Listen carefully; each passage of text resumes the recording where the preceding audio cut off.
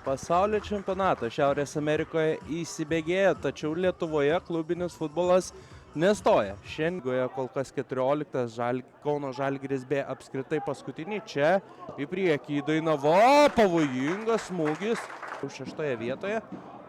O čia štai taip, Pijus Čepanonis į priekį ir čia bus, čia nieko gerinti žaidimą ir kilti lentelėje.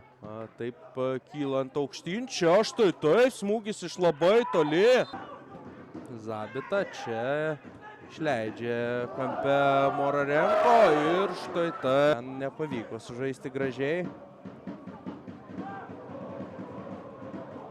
Čia štai taip, pavojinga situacija, Čepanonis ir Pijus Čepanonis 25 minutę. Iš gilumo Šaugyčio čia perdavimas link Čepanonio, pavojinga situacija ir Zabita.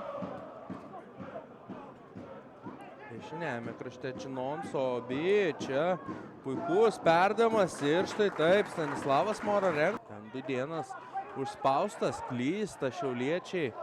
Į priekį ten apie ją, pasiveja kamuolį, tačiau nepavyksta atlikti smūgio. Čia labai, vykai.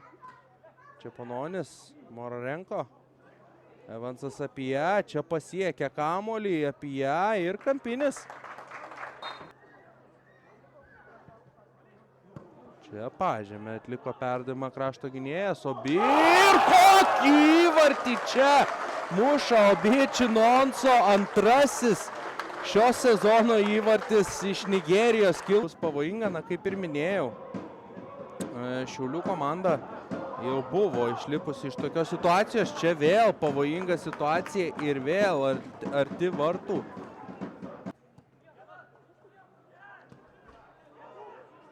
Kiršys šį sezoną vieną mačą sužaidė pirmoje lygoje, o čia 3-0.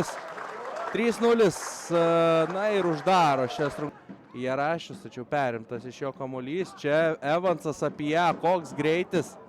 Ir vėl pavojinga situacija, apie ją atlieka smūgį. Pavalis įsirašė, galbūt bus ir įvartis. Ne. Bent jau ne dabar. Ignas Aleksandravičius čia apgina savo vartus. Ir štai taip. Kokį technišką žaidimą čia parodo Kristoferis Ela. Morarenko smūgis ir 5-0. 84 minutė. Švilpia rungtynių arbitras mačo pabaigą. Neprideda laiko čia, jo ir tikrai nereikėjo. 5-0.